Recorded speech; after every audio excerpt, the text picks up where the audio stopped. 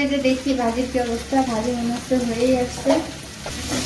ভাজিটা চুলাই দিয়ে পুকুরের কাছে গেছিলাম, তো মনে হচ্ছে ভাজিটা হয়েই আসছে।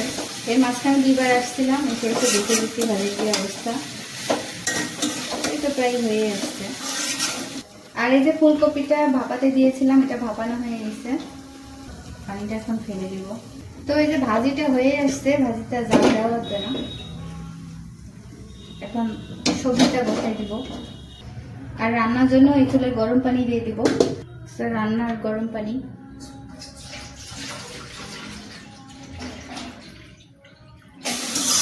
সবজির মশলাটা বসাই নিলাম।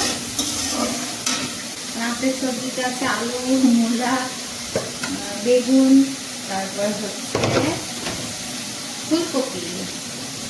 এটার মশলাটা কষানো হয়ে গেছে। তো এখন এগুলো দিয়ে দিব, আলু আর মূলা। আলু আর মূলাটাকে একটু আগে কষিয়ে নিব, তারপরে অন্যান্য সবজিগুলো দিয়ে দিব। তো এই মূলাটা একটু সিদ্ধ কম হয়, যার কারণে আমি অল্প একটু পানি দিয়ে দিব। এর মধ্যে অল্প একটু গরম পানি দিয়ে দিচ্ছি।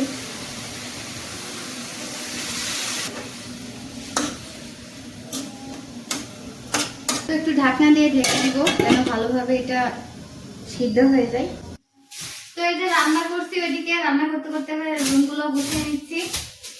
তো এটা হচ্ছে আমার ভাইয়ের রুম। ভাইয়ের রুমটা আগে গুছিয়ে নিলাম, তারপর আমার রুমটা গুছাবো।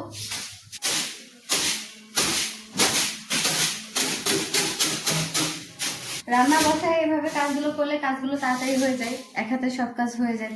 আলু আর মূলাটার কি অবস্থা একটু দেখি। আবার একটু ঢাকনা দিয়ে ঢেকে দিব। তো বেগুনটাও কষেই আসছে। ওইদিকে বিড়ালরা মেয়াও মেয়াও ডাকে। আমার ডোরা সিম্বা মেয়াও মেয়াও ও ডাকছে, বুঝছো সঙ্গী? ওরা কই আছে বলো তো? ওরা সিম্বা, ময়না পাখিরা, ওরা সিম্বা। তো এই যে ফুলকপিটা এখন দিয়ে দিব।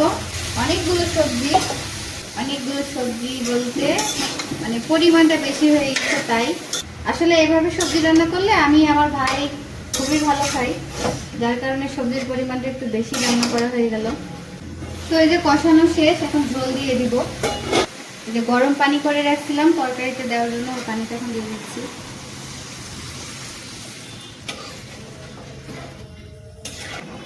মা আসছি, থামো থামো, আসছি। তো এই যে তরকারিটা ফুটে এসেছে, এখন এটাকে ঢেকে দিব।